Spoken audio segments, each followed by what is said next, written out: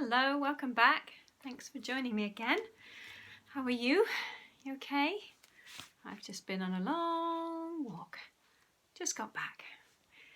So, where were we? Peter has made a friend, a boy called Alex, and they've been digging up worms to sell to Mrs. Mulder. They don't know what she uses them for, but she pays for them, so it's a good business. Okay. Here we go. After supper, Mom got Tootsie into her sling, and the five of us went off to Baskin Robbins. When we got there, Fudge walked up to the girl behind the counter and said, "Worm ice cream." "Beg pardon?" the girl said. "Worm ice cream," he repeated. "We don't have for flavor of the month," Fudge told her. "Worm ice cream." "Are you saying—" she began. "Yeah, he is," I said. "Worm, that's W-O-R-M. "I can spell," the girl said, annoyed. "But I really don't think that people would go for that flavor." "Some people would. Right, Peter?" Fudge asked. "Sure," I said. "Some people right in this town might think it's terrific." "Look, kids, we're very busy tonight, so, cut out the wise guy stuff and tell me what you want, okay?" "I'll have a chocolate chip mint sundae with the works," I told her. "And I'll have a fudge ripple cone," Fudge said. "Just like my name." "Oh, your name is Cone?" she asked. "Nope." "Ripple?" "Nope." "I suppose you're going to tell me your name is Fudge, right?" "That's right," Fudge said, putting his chin on the counter. "Cute kid," she mumbled to herself. "Real cute." Chapter 6.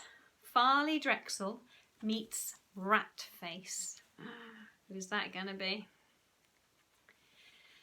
In August, Turtle needed his yearly checkup and shots. So shots is what the Americans call injections. So quite often cats, dogs need a yearly injection to keep them safe, keep them healthy. Mom and Dad asked around and decided on the Ark, an animal hospital near the highway. To get there, we drove through town, across a bridge, over a lake where Alex and I dug the worms, and up a long hill and all the way out to the highway. It seemed to me they could have found someplace closer. Turtle always shakes when he goes to the vets. I don't know how he knows he's going to get his shots, but he does. I tried talking to him softly, telling him it would only hurt for a second, but he whined and cowered in the corner anyway. On the way back, we stopped off at Sandy's Bakery near the highway. They make the best brownies I've ever tasted, and without nuts. My mom is allergic to nuts, which means she can't even have peanut butter. Without peanut butter, I might starve. The week before school started, I had a lot of trouble falling asleep. It's too quiet in Princeton.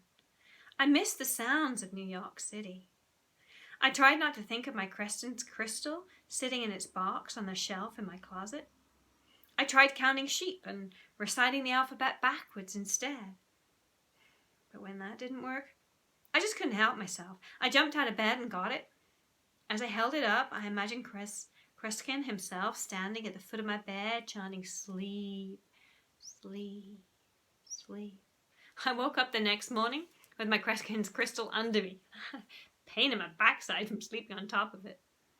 And I felt really guilty about having used it at all. I'd cheated on Jimmy Fargo. We'd made a deal and I'd broken it. Some friend I was. I wanted to tell him that it was okay with me if he decided to use our rock, but Jimmy was up in Vermont with his mom and they had no phone up there. I wasn't the only one who was having trouble sleeping. "I can't sleep anymore," Fudge said at breakfast. "Why not?" Dad asked.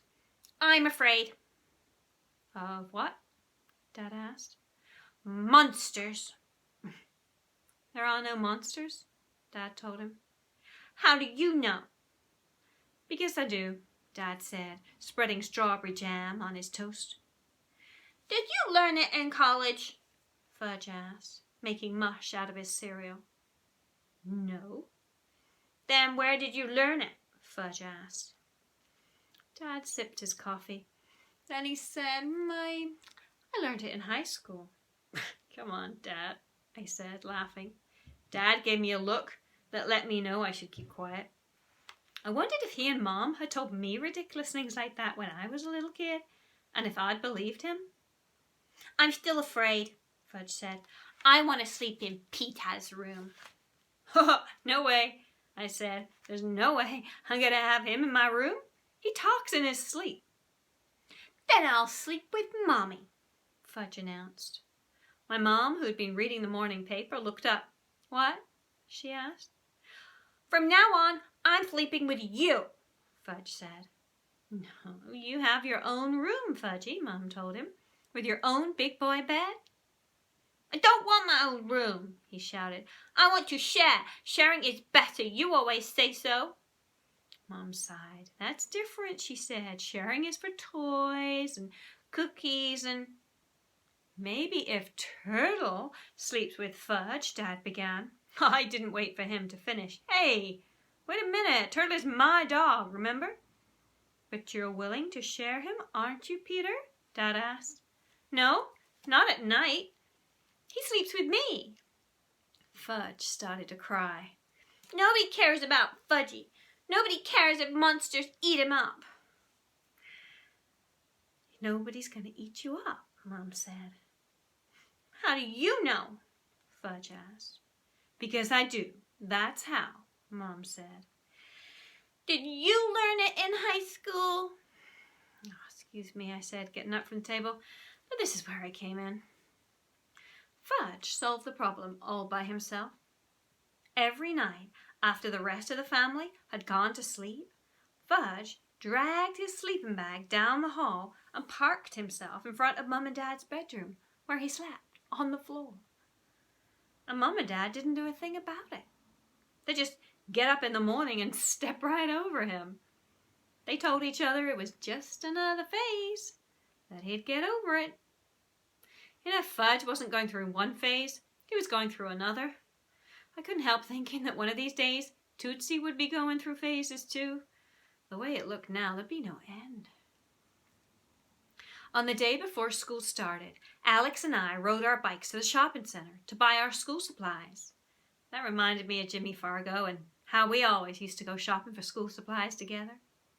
I felt really lonely thinking about Jimmy, scared about what school would be like here. Maybe all the kids would hate me. Maybe I'd hate them. Maybe we'd hate each other. Maybe I'd get a dumb teacher. Dumb teachers are the worst. I should know. I had one in 3rd grade. That night, I didn't even try to get to sleep without my Kreskin's crystal. Even so, I woke up like 1,000,000 times in the night. The next morning, I asked Mom how she expected me to walk Fudge to school and still ride my bike with Alex. Because Alex told me that all kids in Princeton ride bikes to school. Maybe you could ride slowly and Fudge could walk beside you, she said. Oh, come on, Mom. Well, maybe you could walk him until he knows the way by himself. That might take a year, I said. Besides, I want to go to school with Alex. Look, Peter, how about if you just walk him the first week and then we'll see what happens? I don't think you understand, Mom. 6th graders don't walk kindergarten babies to school at all. And I don't think you understand how disappointed Fudgy's going to be, Mom said, slamming the refrigerator door. But if that's the way you feel about it, I'll take him myself. Good idea, I told her. But Fudge, who'd been listening behind the kitchen door, shouted, No! I want to go to school with Peter. You promised, he told Mom. You promised. Mom looked at me as if to say, You see? Oh, all right, I said. I'll ride. You can follow me. I'll ride too. You don't have a bike. I have a toddler bike. You can't ride a toddler bike to school. Why not? Because you can. Now hurry up. I don't want to be late on my first day. Excuse me while I have a cup of tea. That's better. Thirsty work reading.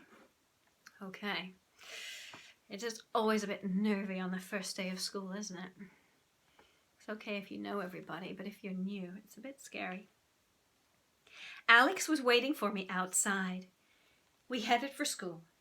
Fudge tried hard to keep up with us, running alongside our bikes, panting all the way. We were going really slow, but still, he couldn't make it. I felt sorry for the kid. I mean, it wasn't his fault. He was just a kindergarten baby. So I scooped him up and sat him on the crossbar of my bicycle, even though my parents have warned me like a million times never to do that. I think they once knew someone who smashed his head open that way.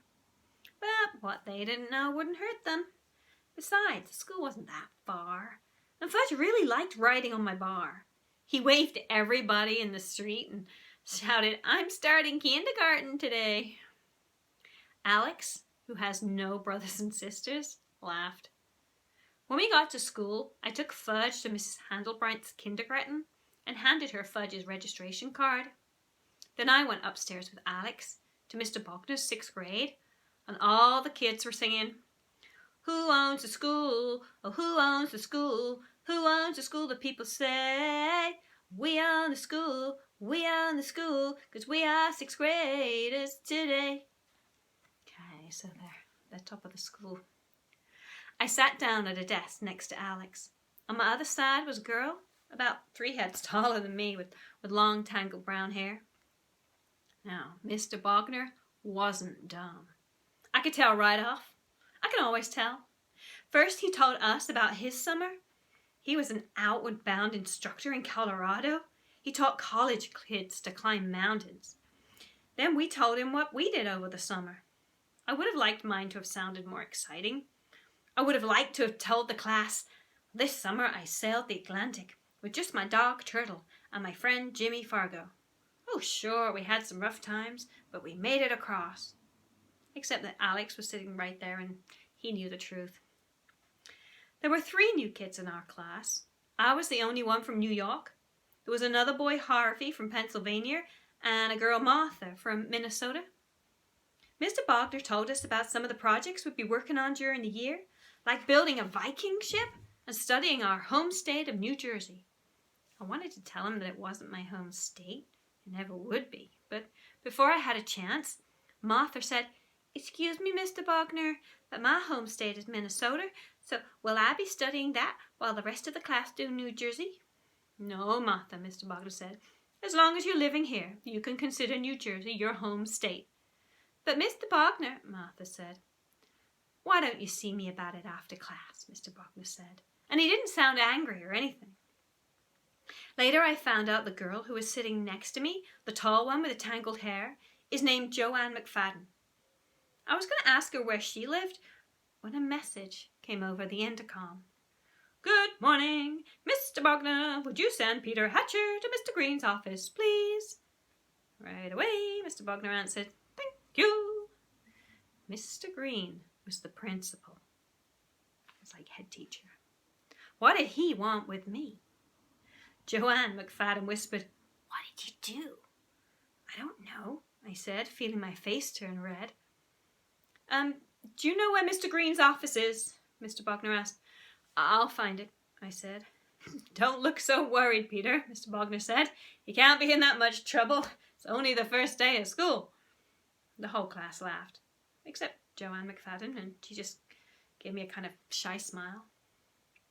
Yeah, it's probably just something to do with registration, I thought, on my way to the office. And I bet my mom didn't fill out the part of the registration card about who to call in case of an emergency. If parents can't be reached, she forgets that almost every year. Or maybe the principal likes to introduce himself personally to all the new students. But then why wouldn't he have asked for Harvey too, and Martha from Minnesota? Because he calls them to his office in alphabetical order, I told myself, not knowing either Harvey's or Martha's last names. And if he started with the A's early this morning, he's probably up to the H's now. H for Hatch. So that makes sense. I found Mr. Green's office. "I'm Peter Hatcher," I told his secretary. "Go right in," she said. "He's expecting you." We have to stop there. I'll give you a little hint. It's not that there's a problem with Peter. There's a problem with Fudge already. And he's only been in school for about an hour. Okay. Find out tomorrow what Fudge has been up to. Bye.